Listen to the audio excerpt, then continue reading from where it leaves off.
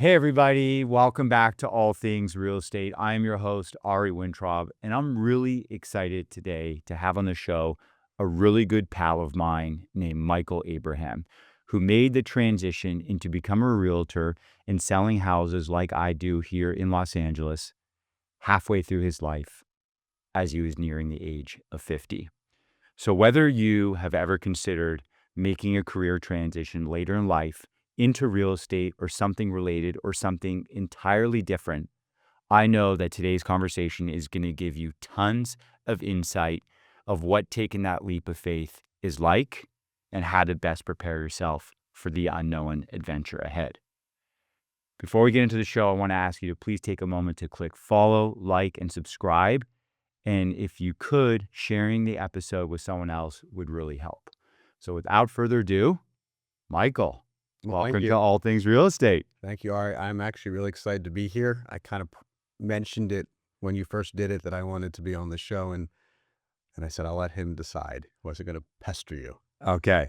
Well, you've definitely, struck me as someone that has a lot of insights, and I know you love naturally to share and to, see people succeed. So Sure. I'm excited to get into the conversation. And I think the first question would be, give us your professional background and how you got to where you are today.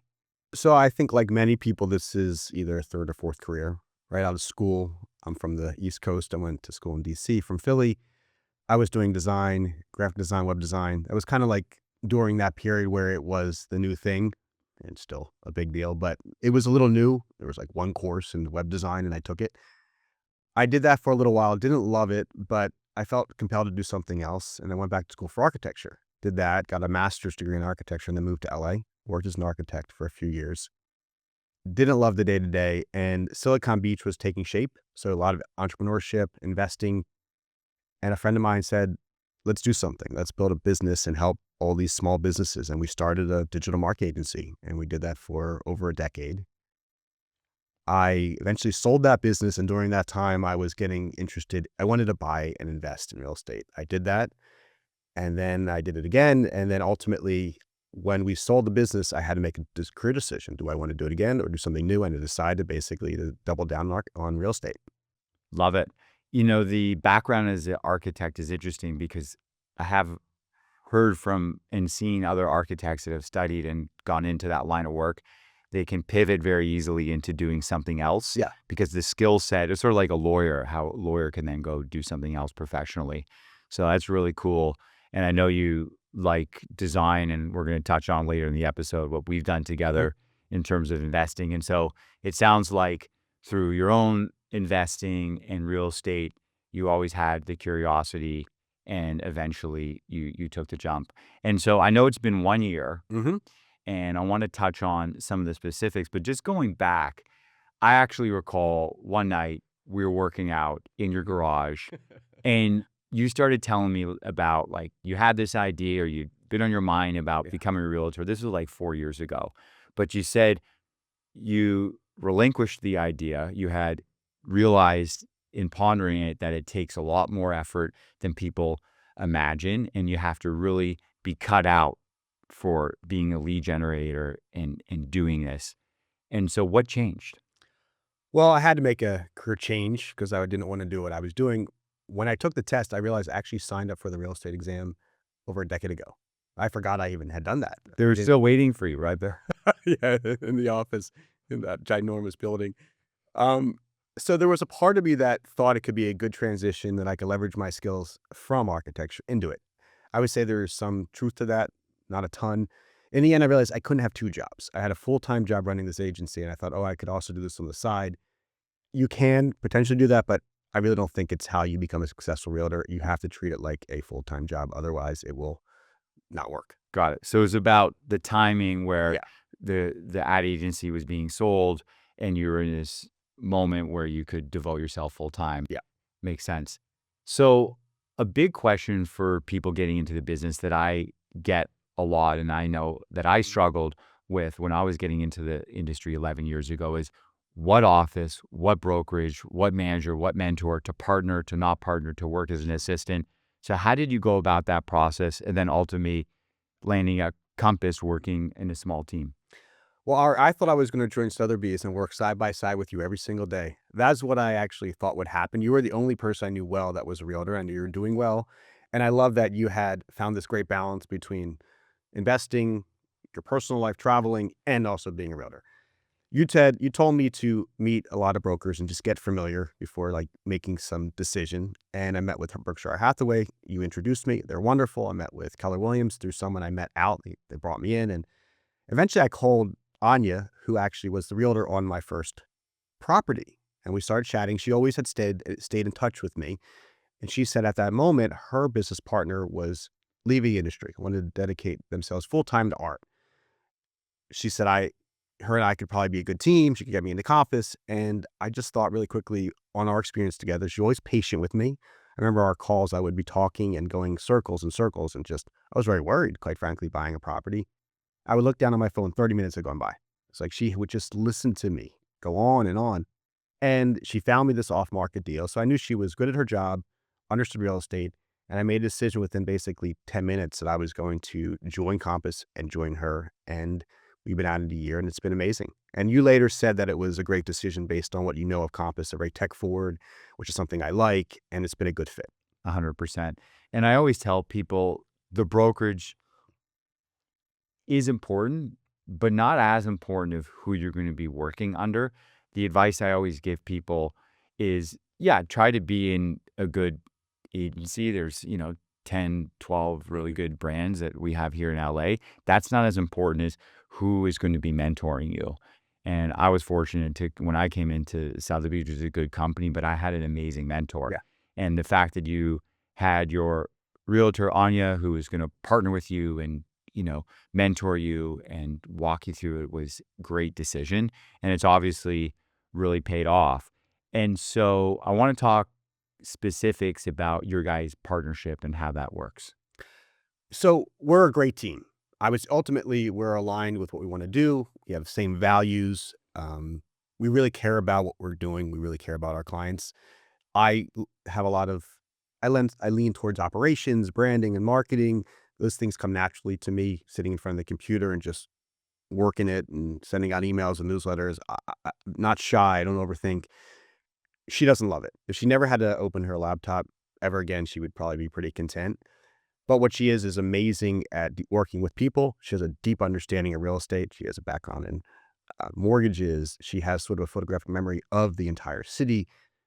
And she's also very patient. And what I've learned from that experience is that people will reveal a lot if you let them talk. I want to just get the deal done. I want to move on to the next thing, but people will tell you a lot. And if you're patient, they'll say motivations of the buyer, the seller. They'll reveal things that oftentimes other people would just click and say, oh, good conversation, moving on. And because of that, we've learned a lot, and it helps us navigate and get to know people and actually generally care about them. And so she builds rapport. She knows what's going on. And so collectively, I want to work with her. And if I can make one more point, there's a book by Coach K. It's called, there's a couple. He was the winningest coach for Duke, that most people will know. And I'm no sport nut, but I love reading or watching documentaries. And you would think he would have a winning formula, and he would coach everybody the same. The reality was every year he had a different team, did a different set of coaches, and he coached to them. Right. So what I learned after having a business partner prior, I would often get worked up about mundane things, is build a team around Anya for her to be a success and not try to mold her into something she's not. So that's my approach now to working with anyone. As long as they have the same values, work ethic as me, then let's find a way for this team to be a winning team. That's right. Yeah. That's huge. I love that about, reading the room and knowing what they need. So I could see at the onset, of course, you would have more of the technical. I know you're very tech focused. You had the architecture background, organizational, and then, she would complement you well with being, let's say, more of a people person and patient, which is a skill that I wish I had more of. And so you and I relate in that way. And yeah, 100%. Someone may want to work from home. Someone may, want to do things a little bit differently, but you're embracing that and you guys are finding your skill sets. So let's look at the past 12 months. Give us an Okay. overview snapshot of what this year has been like in terms of transaction volume. Has it been leases, buyers, sellers? and the amount of commissions and what your first year of income looks like. Yeah, I'll just be very transparent. So we're about 12 million in sales volume for the year, which I think is solid. We had a goal of doubling that. Where I came up with that number, I think it was pretty generic. And looking back when I came up with that 24 mil, I had no idea what I was talking about. So I'm actually quite proud of what we accomplished. The breakdown has been 60% buyers. I double checked this, about 20% listings, and then a mix of leases and a few other things in between there. That's like the rough breakdown. And then I looked at where we're getting our clients. 60% is from our sphere. And that can include basically people we know or people they know. So 1 or 2 degrees separation. That is the bulk of where we get our business. And I think that's very common is referrals and repeat business in this world. How you break beyond a good agent, and a good is a bad word, a very lucrative agent is you have to find a way to bring people outside of your sphere, or your sphere has to be huge. And then from there, we had open houses have been very important, meeting people at open houses. So anyone doesn't sit open houses as an agent says, I'm not doing them, you're not going to make it in this business, because that's where you meet new buyers that are actually actively looking, potentially sellers, right? Because they could easily have a home. You're practicing the art of talking about real estate. And lastly, we had a couple through a listing. We got another listing, which I'll talk about because that was my first listing that I ever got. And lastly, I have gotten one client through marketing. But they're a great client because they're a developer, but only one. And trust me, I've sent out hundreds of thousands of emails and Yeah, newsletters. So the ratio of output sure. to client is small. Yeah, for sure. Well, that's really interesting to hear that stat about Yeah. 60% is predetermined network. Not that I'm asking you, but it would be neat to kind of dive into it and say, is that your network or her network? Because for you, it sounds like your closings have maybe come more from, the open houses Mhm. and listings turning into another listing, or new generation of a prospect, opposed to, on your side of it might have been from past clients in Sphere because she's been in the industry longer. We had, that would be a chunk too. I would say under 10% was past clients, partly because Anya took a hiatus a little bit from the business. But yes, we've gotten leads from past clients. And I think that is where that loop starts to really become empowering. They know you, they like you, and they want to work with you again. So that mix, but our sphere is pretty evenly distributed. I've also done a lot to expand my sphere. Yeah, what kind of stuff? Give us, what's been working for you in terms of outreach and in terms of prospecting. What tools and what actions that have you taken have returned the best return? I would say the biggest thing I've told myself this year was that you don't know what the critical mass is before something turns into a successful decision. So I started Haps in LA, which is a get together. We do it every 6 weeks or so. It started with 20 people. Last one we had 100 people. We don't talk about real estate. It's a party. It brings people together. People like to do it. They catch up. Some people don't even know that I'm involved. But I'm connected to these people. And I think about not as individuals, but one, I like doing it. So I would say to anyone, double down on what you already know. This is a happy hour going out event that you put on at a bar, Yeah. a venue. People are picking up their own drinks. Yep. You're inviting them, getting the group together, and promoting it. Yeah. Brilliant. It's very simple. It's part of my philosophy. One, bringing people together. I love community. Two, if I can identify a great location that I want to bring awareness to. So it's a win-win for everyone. And I'm bullish on LA. So if I can find a way to celebrate both community and amazing venues, then I'm doing it. It's amazing. It's great. I'm smirking because although I haven't participated, I know what those are because Mhm. that's what I was doing. Yeah. And I was doing them on a smaller scale, but it was that exact concept of getting people together. It's like that book, Never, Eat Yeah. Alone. Sure. It talks about in that book that, you can have a college dorm or a small one-bedroom apartment and host a dinner party, and people can bring their own food. It's not necessarily about lavishly, spoiling people and picking up the tab and all this. It's the idea of creating something that people are invited to. Yeah. And I would do that on a quarterly basis, inviting people out to a venue, maybe pick up the appetizers. Everyone else is Mhm. getting their own drinks. And it's great to see how you've grown this. And it's awesome. So What about the technical resources? What, skills have you been using? What tools have you been using? You mentioned Anya is really good at retaining info Mhm. from conversations with Sure. people. Like, where are you guys, putting your deal flow? What are you guys using for CRM? Well, I love to look back later on some of the other things I'm doing in the networking world. When it comes to CRM, Compass is built on technology. I would say that I'm spoiled. I don't know what it's like to work for a broker that doesn't have good technology. I was told some people work with like 7 different softwares. We have a very strong CRM, great marketing tools, especially if you don't have a background in marketing or design. They have great creative and great and they have great it's a great team. You have actually a lot of support.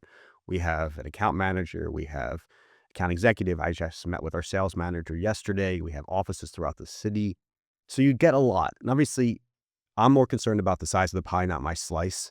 And so that's where all of our technology comes from. I would say you need to have some CRM to keep track of everything. That's essential. Some people use their phone. That's it. Like Yeah. they are, A top producer at Sotheby's who's kind of transitioning his career down, the management told me that he would do sticky notes on his desk, okay. but he was selling like $10-20 million houses every year. I would think a big part of real estate, if you can connect the dots, then you see opportunities other people don't. I love that. I've heard that used at a seminar. It's about connecting the dots.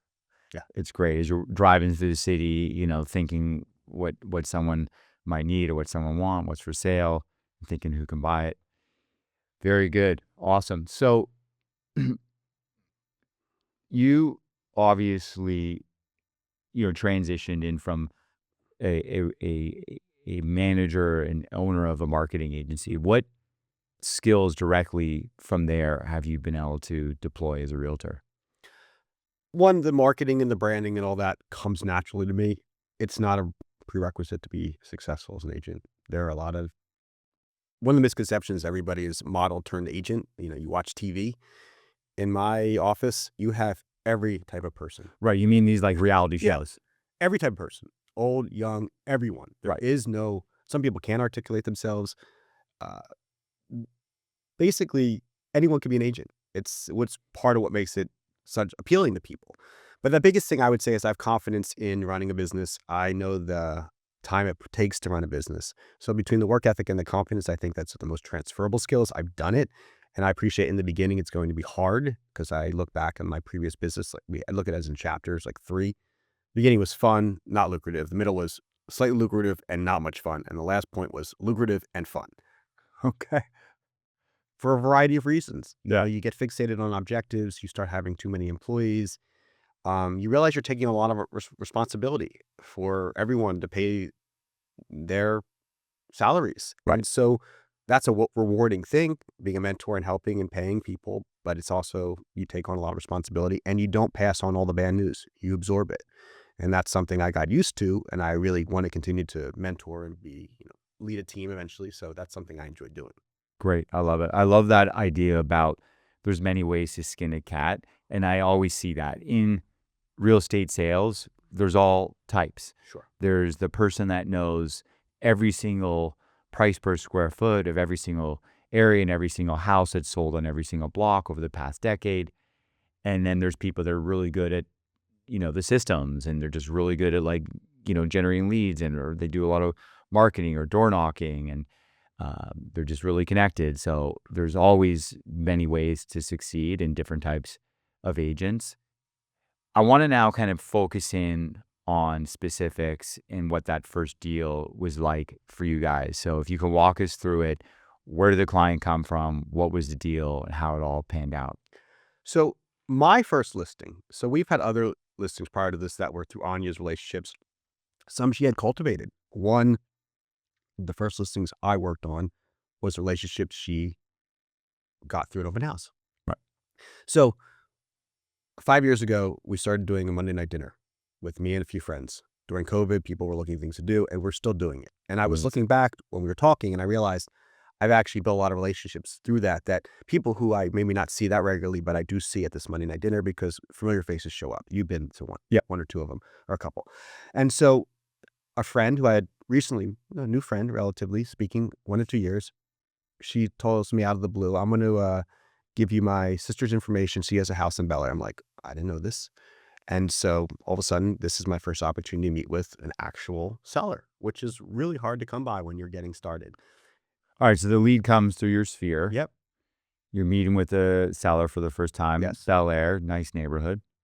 So it's not some boardroom conference room meeting. We meet, we show up. She's in the middle gardening. She might have taken off her gloves. I don't remember. Well, that's how it goes, right? Yes. Like you Not expect, you prepare, you got this whole presentation, everything. you're, at a table, you're rehearsing it, and then all of a sudden they give you like 2 minutes and We show up. I had a cup of coffee that I knew that her sister had told me she likes how her coffee's made. Um, and I had our booklet. We didn't crack it open. We just talked for about an hour. We looked at all the different things with the property, the pluses and minuses. Her tenant, didn't leave it in great shape. And we followed up. We were very detail oriented. We're very good about the follow up. We really try to go above and beyond. It's not just nice meeting you. We break down everything we discussed to really get into the nitty gritty. She met with a few other agents, and then I get a call. Says, "I'd like to work with you." And I was thrilled. I was like, "All of right, course, yeah. stop talking. This is good. The deal has been done." She was an out of state seller, so we took care of everything. We oversaw the renovation, minor things. You're familiar, obviously. Places need to be move-in ready as much as you can get them there. So new paint, new floor. There was some water damage, new fixtures. We did a lot, and we oversaw all of that. The marketing, the design, the photography. We made it look amazing, and it was amazing. We took it to market. Within 8 days. We were in escrow, and then within a month, we had sold the place for about 2% of our asking. Fantastic. I love that. There's a lot there, that idea about following up Yeah. and providing value. My mentor always instilled that, you are working for them even before they hire you. Absolutely. You're making introductions, you're showing up and walking through with vendors, you're, providing them sales Yeah. comps. You're doing whatever they may need Absolutely. to prove yourself even before they hire you. And, that's what you guys did, and it paid off. So that was your first, and then did something else come from that? I think from that experience, you got another sale in the neighborhood. So listings are gold. Everyone knows it. That's what you're looking for. We ended up obviously talking to all the neighbors, wanted to let them know. We dropped off a beautifully designed marketing brochure. One neighbor, we wanted to make sure that nobody was parking in front of her driveway or that she wasn't inconvenienced anyway. She came over. We had cookies and lemonade. She brought a friend. We stayed in touch, and she wanted to sell her home. And we met, and within a matter of quite quickly, she's like, "I'd love for you to list it." Right. And that will be my first listing in the $3 million category, which is huge in LA. It's a number, but in any other city, it's a mansion on the hill. Yep. And so these are the things that come from just sticking to it, following up, and really just being mindful. Like when she came over, I made sure to get her phone number. I made sure to check in when we had our open houses. I made sure for her to have contact with me, that we wouldn't inconvenience her. But also I wanted to show her that we're really diligent about our job and that we're serious about it. She has an amazing home. We also meet people one-on-one. She wants to have a meeting. She's a little older. She doesn't want to do a Zoom necessarily. We go over there. We sit down, grab a cup of coffee. We take the time to get familiar with who she is as a person. I genuinely like her, and she's leaving a home she built a life in. So it's a big thing that takes time and care, and you need to have a degree of appreciation for what the magnitude of selling a home is. Right. And it may take a year or two until it happens. It's going to be the follow up. And I like that you point out that listings are king. Yeah. You came into the business when it is high interest rate environment. There was a lot of chatter last year about buyers agents commissions being diminished, which has not happened, but not an easy time to come into the business when generally people beginning rely more on buyers. So it's great that you guys are, getting these listings and you're generating other listings from those opportunities. What resources or books or, podcasts are you leaning into to get training and advice, and are you finding to be really informational? I have listened to all your podcasts. Thank you. All right. I really have. This is going to be a good segue for the next question, actually. Sure. Yeah. And I immersed myself in the space. So I've listened to a lot of podcasts. I read a few books, the real estate millionaire real estate agent, I think, is a common one. There's a couple standards that people kind of throw around. What I need to do is I need to use material to learn it. So if I have a subject I need to get more familiar with, I'll read about it and then I'll publish an article on it. So I use social media marketing as a tool to not just share information, but to show people that I'm actually thinking about it. So I post on LinkedIn probably once a week an article that I need to get familiar with deletory statutory trust. What exactly is that? What Right. exactly does it mean? By you posting it, you're learning about it. Exactly. And I'm also sharing to people that I'm in this space. Every time we have a quarterly report, I look at it, I analyze it, and then I publish it. So for me, I learn by doing. So whenever I Yes. have to look at the contracts, I try to read them again, at least as carefully as I can, maybe not all the fine print. I've done it once or twice. I don't just skim it. I really try to absorb it because that's how I learn. So for me, working with the material is the most important thing. Go to open houses, talk to people, have mentors, have friends that you can reach out to. A quick conversation can reveal so much. 100%. I think we learn most from other people. Yeah. Hands-on, like you said. And so that's fantastic. The transition I wanted to make, you mentioned this podcast, and the first episode that I filmed when I was at my 10-year Okay. anniversary was with our mutual dear friend, Sure. Clark Vautier. Yes. And so he interviewed me as the first episode of my podcast at my 10 years. And now it inspired me to flip the table and interview you at year 1. But Clark always shares with me how amazed he is at the amount of realtors that actually invest in real estate themselves and the lack of realtors doing that. Mhm. I invest in real estate, and I know you do as well, and that's one of the bonds that we share, and we went on, and I think we should touch on that, to make your own investment in a value-add Yeah. duplex in 2022. But for you, what is your, background in investment real estate, and how have you leveraged that as you're talking to prospects? Well, I really believe in real estate as a wealth building machine. I don't think you have to put all your money into real estate, but I don't see how paying rent is a good financial decision. Okay. And I've So, ran the numbers every mhm. which way. The best house hack in LA is a duplex, hands down. And we both do that Yes. currently. Yes. I've tried. What's a house hack for people that don't know the lingo? Basically, if you can find, let's say you can afford $1 million property. If you can find a duplex as opposed to a single family, you will give up square footage, but you're not collecting rent, which is covering a portion of your mortgage, and that compounds over time. You're appreciating on the total value of your home. There's so many positives. No, you just need one. Great, done. But once you get into the real estate process of understanding it, the benefits are extraordinary. You just need to start. And that, for me, when I bought my first duplex, it was a combination of just willing to take the risk and willing to stick to itiveness and luck. Right. I bought in West Adams, and it's appreciated a lot, but I wasn't a genius. Well, yeah, Still it's a not a great, genius.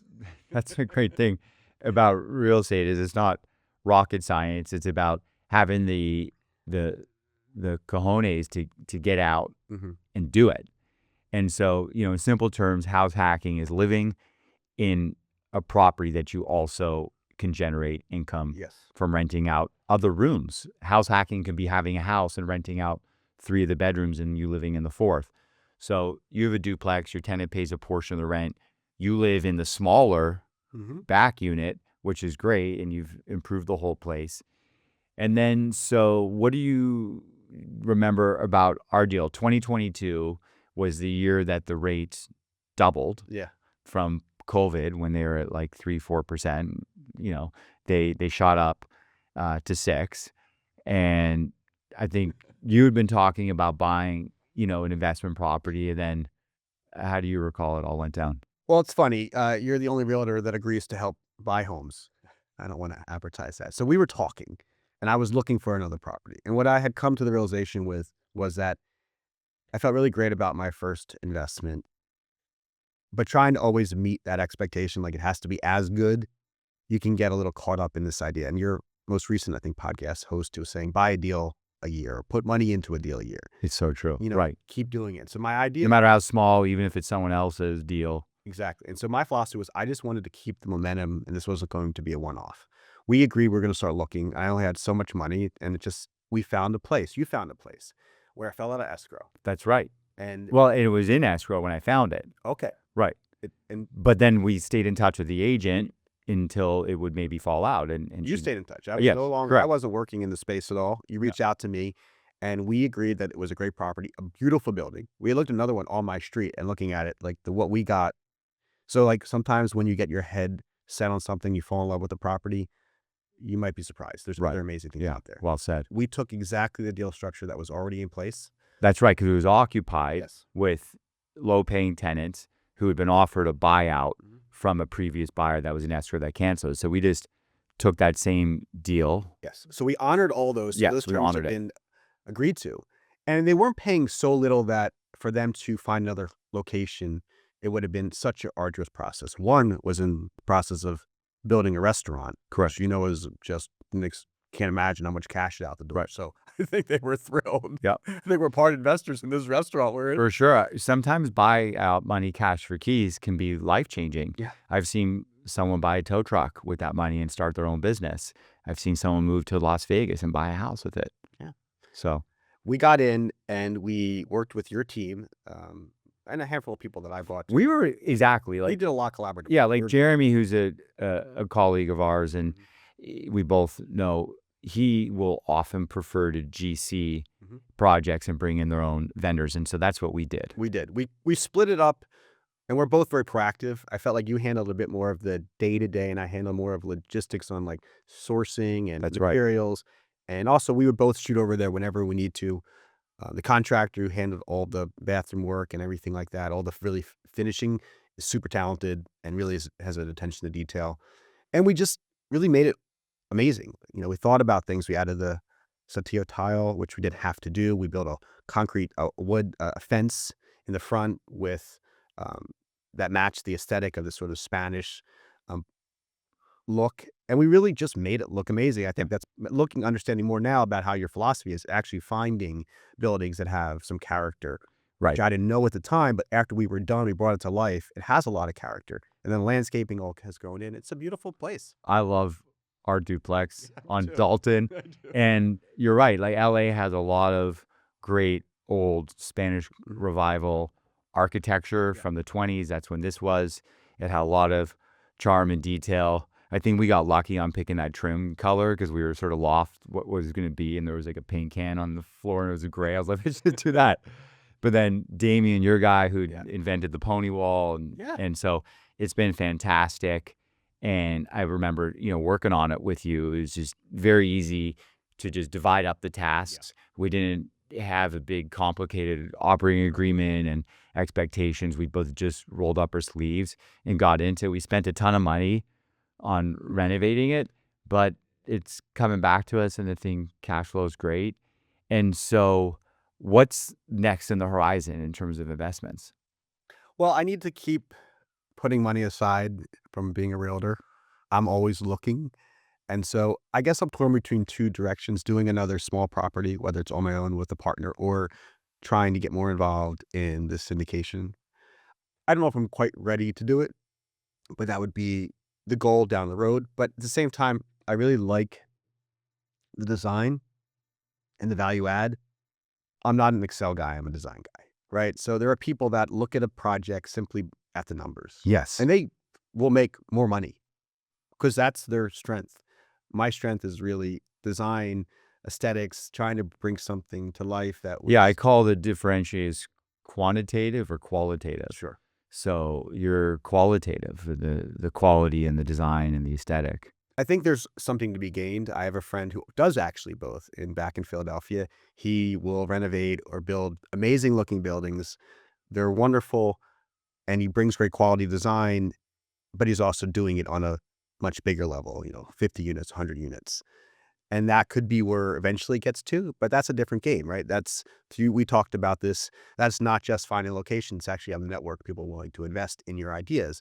And so that's something you have to decide to invest in. Yes, 100%. And making that investment, I love that you're keeping that in mind. You're mature and far enough along that you realize it, you're going to have a multi-pronged approach to building for your retirement. Sure. and to keep you engaged, Yeah. right? Because, now you're really excited about, generating the sales business, but I know that you're wanting to have multi facets to the business. And I think that for me, as I've shared, been a challenge in that balancing act of, how much time to put into each and when you're going to find the hours and how you're going to, as Clark would say, wear that hat and in the shoes that you're doing for that time of the day. And then knowing when you're transitioning into, capital raising or looking at deals. But bringing it full circle, I mean, that was his whole thing. And what is great for realtors is we're already on the MLS. Yeah. We're already looking at properties and we have the vendors, we have the trades, we know the escrow people, we know the title reps. So it makes perfect sense to keep investing. And yeah, like Morgan said on the last episode, just a deal a year. Like this year, it's going to close, and I did not get anywhere near the unit acquisition count that I wanted to. We stabilized something, and we're really pleased with that, and got long-term financing on it. And I got another duplex project that we did a big value add on. It was very shy of the unit and the syndication goals that I had, but it's something.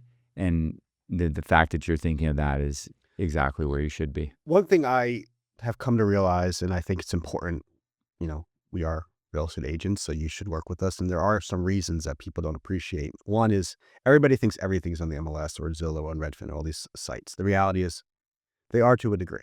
One, not everything is on there. And there is asymmetric information out there. What I mean by that is two agents will have a conversation that they won't have with the buyer seller. And what that means is they will kind of hint at what they're trying to do. This seller would take less under these circumstances. So it's never just price. It's price, certainty, and speed.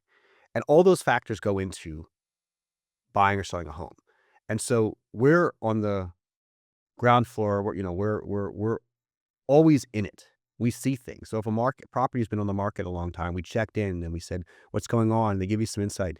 60 days later, they might be whistling a different tune on what they're willing to take for it. Or there's some other factor that's involved. And another point and why it matters is that this is assumption everybody's going to see your property if you list it. The reality is someone only has so much time in a given day, and they rely on either their choice or their agent's choice to identify what they should be looking at. They help curate. And we might skip a property if they just market it wrong. The other day, I looked up a listing. It said duplex, 2 separate units. I looked at it. There were 2 doors at the front of this entrance. I said, can you explain? No, they were just attached. Right. They had misdescribed the property. Right. Someone could have easily saw that and been turned off, or whatever it was.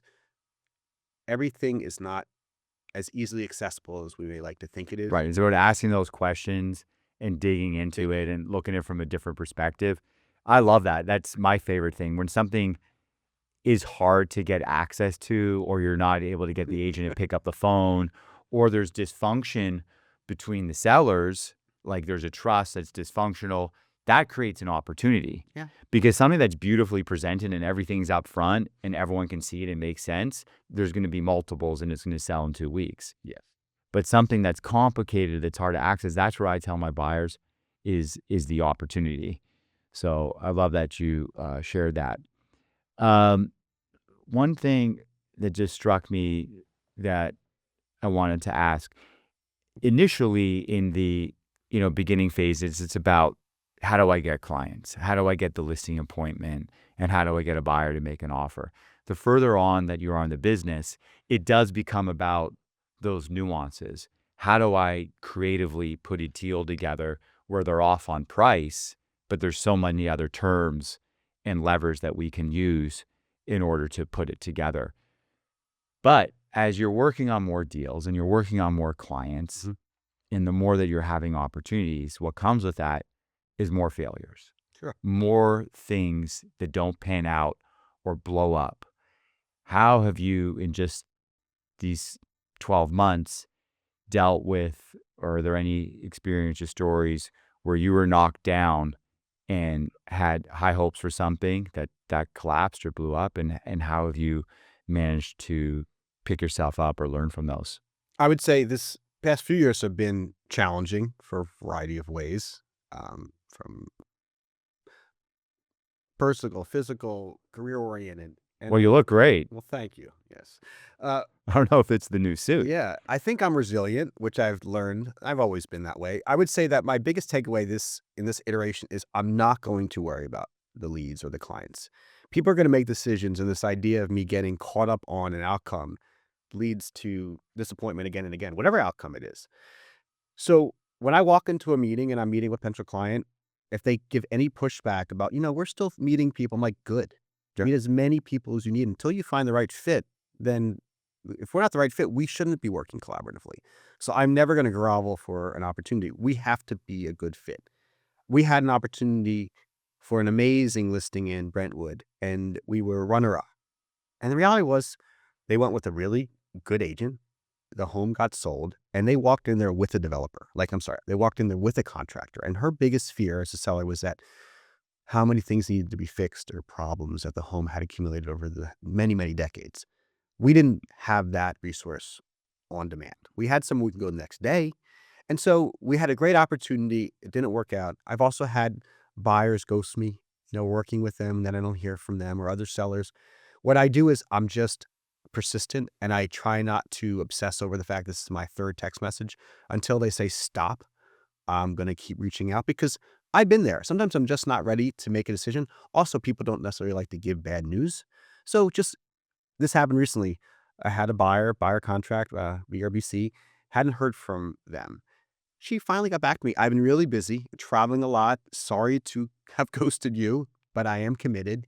I said, great. When you're ready, we're here. I love it. I still check in. I send information. I add value, and on to the next. Yeah. Keep going and nurturing those leads, but don't get obsessed over anything. 100%. 100%. You got to have enough irons in the fire 100%. that if a handful of them don't come through, you're not groveling, like you said, for it Can't. because you have enough opportunities, nothing's going on. And yeah, it sounds like you guys learned a lot from that experience with the other agent showing up with the developer, but you didn't get hung up on it. You missed the opportunity. You try to learn from it and you went to the next. But yeah, my first manager and mentor, would really focus on this idea that, the further on you go, you're going to have some big opportunities that are going to fall through the grips of your hand.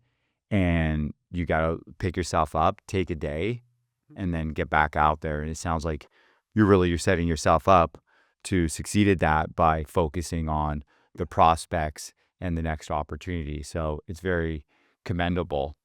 One of the things I wanted to touch on is this age factor. So you made a transition. And like I said, this stuff should apply to people in any line of work. There's a lot of people out there that are doing a job and they're, middle-aged and they realize that they're not happy.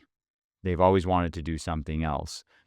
You went through this almost 50 years old, and there might have been a lot of hesitation or fear about coming into an industry that was, filled with younger people that, uh, you know, you don't have the experience they have, and you're older than them.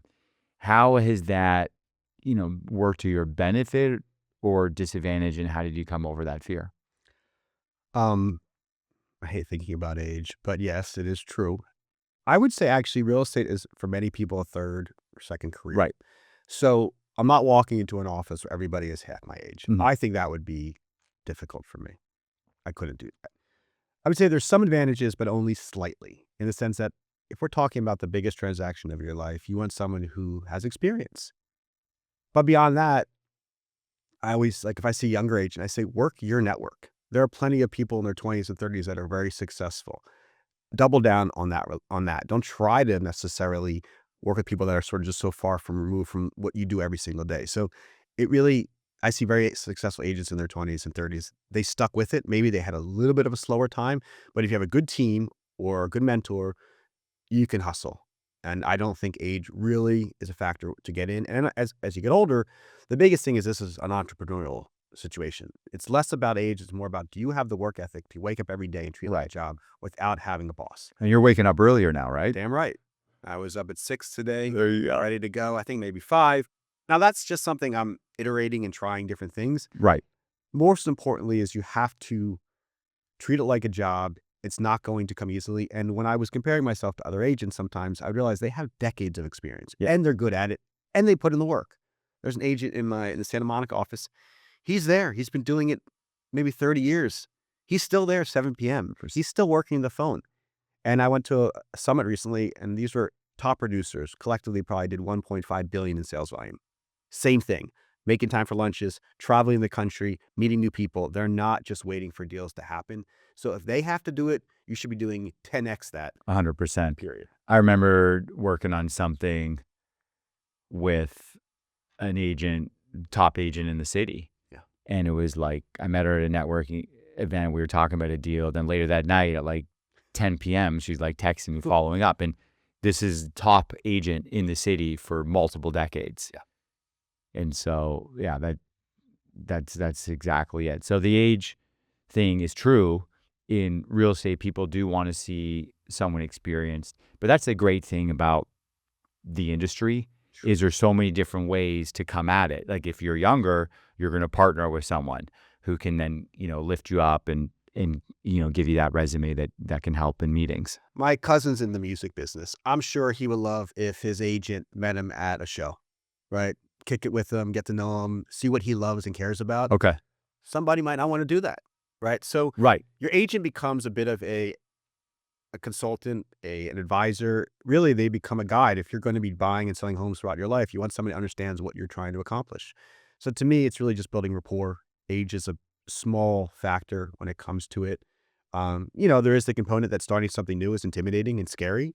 I've made sure to treat it as a new career. There's a separate bank account, and I'm trying to give myself that energy. Like I need to replenish it and not just pull from savings or whatever. So in that regard, I really want to keep the fire lit. And you have to think of it that way. You can't just kick back and say, oh, well, this week or this month, nothing's going Right. to happen. For me, Exactly. I have to work for myself. I thought about this and I know you feel the same way. Working weekends, working when on vacation, I don't care. At least I get to go on vacation. Yes. I get to do what I want when I want. I've been doing it almost 20 years. The idea of having somebody tell me what to do can't do it. I don't mind working with people, for people, but someone dictating my schedule, that was something I couldn't. Very well said. Yeah. And on the vacation front, it's like, yeah, realtors get to make our own hours and schedule. Sure. Those hours and schedule will often mean 12, 14 hours a day working on the weekends, but at least you get to choose where you're working from. If you want to go work in the afternoon at a restaurant, at a coffee shop, from a pool, from Europe, we have some flexibility, but you got to put in the hours, you got to put in the work. So as I always like to do is transition into, the final phase of the questions I always like to ask guests. But is there anything that maybe that you've sort of had in mind for this conversation, or questions, for me, or ideas that maybe we haven't touched on that are coming to mind you think would be? A few things. I mean, one is that if you're getting into this space, just double down on what you already do. Don't try to reinvent yourself. So whatever, I think good examples you like to give back. It's a big part of who you are as a person. You like to travel and you tie it into the story of your life. And so people want to be able to have rich conversations. So if you don't do anything, it's hard to have a conversation with someone. For me, it's community, celebrating Los Angeles, being active and out and about, meeting people. I think there's a prereq. You do need to have a sphere. If you love gaming, it might be hard to build a network, but whatever you're doing, double down on it. So if you're a part of your kid's school or where you worship, like really become a more active participant, only because you're going to expand your network in a way that's meaningful and relatable to you. But it's authentic too, because you're saying who you are. You're not trying to reinvent yourself. You're just capitalizing on your interest, and people will gravitate towards that because it's authentic and it's you. 100%. It's great. Second, whatever you're doing, if you really do think that it's a good idea, then don't measure the success too soon. I had this theory really recently. People often dictate success failure by how long they give themselves to achieve it. It's like, I failed. It's like, why? Oh, well, I'm not here where I need to be at this point. So what if two more days later you were a success? And you hear about all these successful people that were, the only difference that they say that they are versus those that didn't is that they stuck with it. And I'm not saying that you can't iterate. You have to iterate. You have to see what is working and not working. But when it comes to marketing and social media, Anya reminds me that people keep seeing our content. And I'll run into someone I haven't seen in a while, and they say, "Oh, I see you're an agent." Okay, or "I just saw what you wore the other day." I'm like, "Oh, well, interesting. I'm glad you like my cardigan or my new suit." Either way, like they intake the information, and 1% creates, 99% consume. That's fine. So that'd be a I love second key that. thing is I love that. Yeah. You don't can't be a secret agent. you can't be a secret agent. Um, those are two things that came to mind, and ultimately, just in this industry and that industry, there.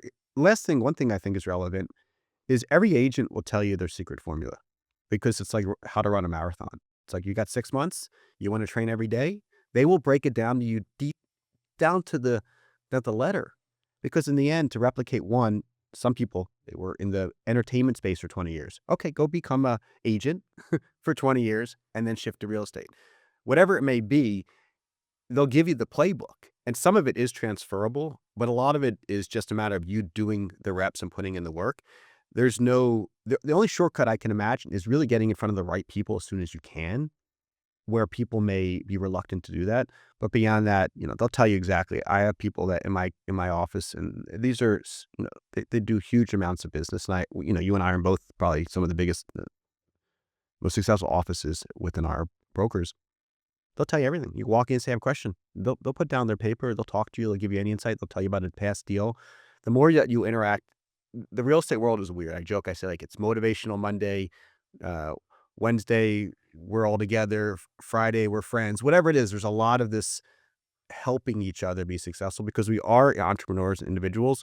What we are working within this confines of like this defined space, we see the same people. People are very willing to Yeah. help. You have to show up though. Yeah. You got to be in the car with the colleague. You got to be at the open houses. You got to be in the office. You got to be in the kitchen next to the water cooler to be able to sponge that stuff. And so there is something to be said. And when I look back to, my early days, it was putting signs out on Sunday mornings with my mentor at 7 a.m., in order just to kind of be in the car and like pick up a call that he was having with someone on like a request for repair. And, there's a lot to be learned. Realtors are very giving, but you can't be a hermit and be at home if you're expecting to, sponge and learn some of that stuff. Need to be out in the world. And also, when you actually, I go back to critical mass. So let's just use this round number. I sent out 100,000 emails, newsletters over the past year. I've gotten one client. Okay. I have a formula, right? Right. That's a start. There you go. But that's where at the 90th thousand email, I quit, Right. right? I didn't realize. Now I'm using that as just sort of general uh, concept is that we don't know necessarily that point. And often in the world of real estate, someone might need to be nurtured for 6 months, 8 months. So that would be something else that I'm mindful of is that I'm trying to focus on the process, putting in the work. And recently, Yanni and I were looking over our to-do list, and I'm always feeling like we're not getting enough done. Where do you guys run your to-do list? We have, I have Google Docs, I have Excel spreadsheets. I'm always trying another way of management. We're going to get a virtual assistant or really just an assistant to help. One of the shifts I want to move from is from what I call process to people. Although I'm meeting people constantly, I have a tendency to love to get up and sit at my computer. Right. Yeah. It's very easy. I can check off things. The inefficiency of this business is hard. In the world of marketing, where I was coming from, you measured things in millions of impressions, right? You don't need a million anything in the world of real estate. Right.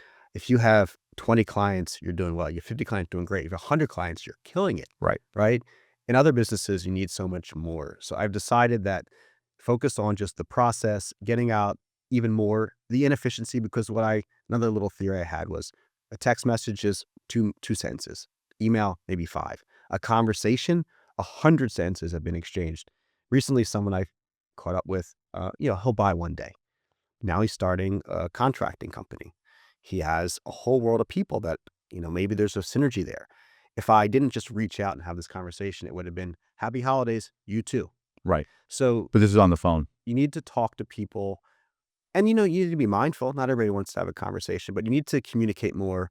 And the inefficiency of the business, you have to sort of embrace. You know what? What's the worst thing of having a cup of coffee at a wonderful location in Beverly Hills or going up to Malibu and having lunch with somebody? Right. I mean, it could be a worse career. 100%. I go to lunch, I hang out with people I like, I look at beautiful homes, and I get to explore an amazing city. Yeah. Yeah. It very well said. Well, I can see how while you're going to be set up for a successful career, and I'm gleaning tons of reminders and refreshers. But a lot of this is putting yourself out there, and I love that you made the leap of faith and that it's been paying off. And so, in closing, as I mentioned, I always like to ask guests the same questions, and there's four of them. And the first is, where do you want to be in 3 years from now? Well, I love what you've done. So I definitely want to keep growing this business. I really feel confident I can. I see real estate the way it is existing for the next decade or so. It will change. But what I've come to the realization is that people want nothing more than their time, right? So that's really what they're hiring us. We're saving them time and we're providing a resource. So I want to grow my business. I love doing it. I love building things. Two, I want to build out a team. I love nurturing and helping people. And I want to keep investing in real estate and leveraging my design architecture skills to see things come to life in a fun way. I see so many amazing properties. I guess there's a small part that I have some inkling of being more political because I believe in this city. And if I can help shape the next couple decades, that's something that is percolating. I need to take more action on. As Great. travel and do all the things that I enjoy. Fantastic. And then where would you maybe have gone different going back 10 years ago in your life I, professionally? I would say that what made my previous business partner, Jeff, and I good is that we were very aligned on how we ran the business. We were very conservative. We didn't take big risks. And I think that fit our temperament. I would say take a bit more risk Okay. in doing things. We did take risks. Take a bit more risks, push beyond what I'm doing. Like, for instance, a good example is, do I buy a duplex or do I buy a fourplex? Those are different incremental challenges. They require a different philosophy. One's raising money, one's building, connect people that I might not know as well. So perhaps pushing a bit harder, obviously always buying real estate sooner. That goes without saying. But in the end, just taking a bit more risk. And I think also thinking about things that have that pay dividends, whatever it may be, and putting more time and energy into that. And that's obviously a variety of things. Could be your health, it could be relationships. And for the way I look at it, this new career is kind of a new me. Like, whatever I was doing, I wish I had built a bit of a personal brand while I was running a market agency. So I'm doing it now because looking back, I think it's a valuable asset to have, Right. regardless of what you're doing. Right. So basically, whatever I would have told myself, I'm trying to implement now, but I could probably do more of it today. Excellent. I love it. And what's interesting is you didn't say becoming a realtor 10 years ago. No, I realize now it is a full-time job. I think that it is hard to transition unless you have some type of income or savings. There is no income, right? That makes this a hard job to get into Yeah. right out of the gate. And a lot of people will have to hang up after a year if nothing's produced. I looked into the stat, 50% don't pass the test, 75% are out year one. Uh, by year 5% are hanging in. Right. That tells But you. if you get to year 10, then there's a lot of momentum Mhm. and there's going to be a lot more referrals, and you're not having to spend. That's what Yeah. I'm finding now. I'm not having to spend as much time to generate leads as I did when I was at your point in the I mean, industry. you have a huge listing. I think you're taking auction, but it would probably went like this. Yeah. Right. And so that's a reflection of trust, faith, and you're able to walk into a room saying, I have all these great testimonials. I've done all this great work. You're right. Actually, when I look at it, and that might have something to do with COVID, but I had, like this, and then, Yeah. it did shoot up, but that might have been to do with the market at specific time. I know throughout the interview, you've touched on a couple books and resources that are inspirational, but I always like to ask everyone, favorite book, movie, or song. So this is really hard, but I just came up with it. So the favorite movie is Old School. If I have to just put something on and laugh, it's hard. That's a Will Ferrell one, Yes, right? it's Right. hard to beat. They start a fraternity. It's ridiculous. And every scene elevates the next. I could say Apocalypse Now or Citizen Kane, but that really makes me laugh. And looking back on it, trying to dig a little deeper, it's about men just growing up and dealing with the realities of life. Yeah. And so we're always kind of going between the realities and practicalities and responsibilities that we have versus just wanting to have a good time, Which is important. which you need both of. Obviously, they celebrate more of the good times. So that would be a movie that if I just have to kick it and want to laugh, Love it. All right. paper. Any song or book? Well, I'll do book. So I read all the time. So you give me a genre, I'll tell you a favorite. And you write. I was curious. I wanted to touch on that, and I thought that was really interesting. So let me jump in now. Sure. You told me a few months ago this year that you uncovered this trove, multiple boxes of these journals that you were collecting and writing and storing away since like high school or college. I've kept a journal for decades now. So tell us about that. This was long before it was cool. I just find it therapeutic to put my ideas down the way some mornings I'll wake up, I call it putting the monkeys back in their cage. They're just rattling like, why aren't you doing this? Do more of this, or why don't you have this? And they're not really happy. They're just rattling. They're angry. They want more. They always want more of something. And I would just write down and kind of just clear my head of those thoughts and just kind of put them in their place. So sometimes it's just a memory of what I want to write about. It could be ambition. I've been doing it for decades. I rarely look back. So you wrote. Yeah. And then you hadn't seen these books, you hadn't touched them, and you opened up. I might peek every so often. Okay. And it's surreal. Yeah. I mean, we're going back to decades. Like I can go back what was like my college. But you're only peeking because that's the whole point. It's not the rereading it as much as getting it on the paper and getting the monkeys out of your head. Getting the worries and all of those kind of inconveniences, because for whatever, everyone might be wake up differently. I wake up and it's like immediately I hit the ground. I'm like, am I behind schedule? Right. So that's just something that kind of feeds into the book I'll recommend. But I got a fun little journal where you write in a little section every year. So the next year you come back and you see what you were thinking the year before. And I'm sure I always remind people, and I try to remind myself, can you tell me what you were worried about a year ago, let alone last week? So you get fixated on these things that oftentimes most have. Right. There's no point. And for you, it's this process of writing them down that helps settle them, tucks them away. Sure. I love it. Do you find that now you're maybe using a keyboard and you're typing this into a Word doc, or are you actually still using pen to? I've gone back and forth. Okay. This is funny. So one of my oldest friends from high school, we would literally, now we're dating ourselves. I mean, literally it was like a DOS prompt. And we'd write each other emails. Like became sort of a correspondence of like a journal. Like a pen pal. And I would print them out. And I'm not a great writer. And there was no grammar check then. And there was no even, the delete button didn't work. Sure. So it was so archaic, but I still have it. Yeah. And it'd be like, today I met this girl, right, who ended up being my girlfriend, right? And so we have this dialogue, and I've been keeping some form of a journal.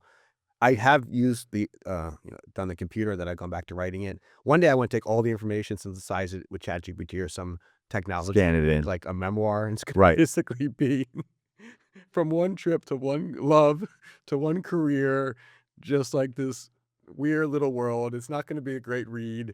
And then you hit the fun to next see. button and it turns into a screenplay. Oh my God. Yeah. No doubt. No, thanks for sharing that. And it's a big reminder for me. I do a little bit of point form journaling with goals and action, but I want to be more consistent with that. And I don't think it matters if it's pen or if it's keyboard or Google Doc. So what was the book? The Power of Now, Eckhart Tolle. Have you heard of it? The Power of Now. Yeah. So it's a little bit spiritual, which is not where I gravitate, but I wanted to revisit it. So basically the premise is like everything's right now. And unless this notion, and our friend Clark, who has a million witty sayings, I think this was, He really does. you look back, you can feel depressed. You look forward, you can feel anxious. So you're oftentimes in these two worlds. Oh, why didn't I do this? Or is that going to work out? So his whole philosophy, everything is right now. That's where your focus is. I'm going to butcher the philosophy, but I was revisiting it because I was thinking that how do I just sort of, push those out of my mind? And then I think, how do you really look at, like, is today, it's this moment good? Well, here with a good friend, I'm doing a podcast, I'm in a nice suit, I feel good, my back doesn't hurt. Like, life is good at this little moment. And all life is accumulations of moments and experiences. And so that's sort of the premise. And so I'm revisiting it. So if you never feel depressed or anxious, don't read it. It's definitely a bit of a, one of those wonky spiritual books. But conceptually, as an idea, I think you can pull something away from it. Maybe listen to a podcast instead of reading it. But I think it's a good book. In every genre, I could tell you a favorite category. I do a lot of reading. I try not to spend too much time on social media, reading the news, but if I am gonna be on my phone, then I will try to force myself to do it reading a book. Fantastic. It sounds like a good read. And what's it all for? So you're, building this, brand and this business, and you have a lot, on your plate. Yeah. Why are you doing it? I don't know what else to do with myself. It's sort of my natural inclination is to be creative and problem solve, so it's just feeding what I would normally do. That's really the simple answer. I love being collaborative, so having a team, I love working with people. So I've tried to distill down what it is I like doing. I like to be collaborative, I like to be creative, um, and I just like to really make things. And so I could probably do a lot of different things. This just happens to be how I'm exercising what I enjoy doing. I do like giving back. I do like nurturing and mentoring. So I like to find a way, and I do. I was joking how if I start a second agency, it would be called unsolicited advice. Because if you get me started, you tell me what you want to achieve, I'll try to help map you out a goal. And I realize not everybody wants to hear, but you say, oh, I think I should do this. And I was on the plane an hour later, it's like, "You should have a nail company and, you should double down." She's like, "Go in real estate, you have 100,000 followers." No, double down on what you're doing well. And so for me, it's just a natural tendency to just kinda help, be creative, and like working with people. Fantastic, man. Well, I'm so pleased to have you as a buddy and as a colleague and as a business partner Yeah. and a guest on the show. So thank you. Thank you so much, All Ari. right, my man.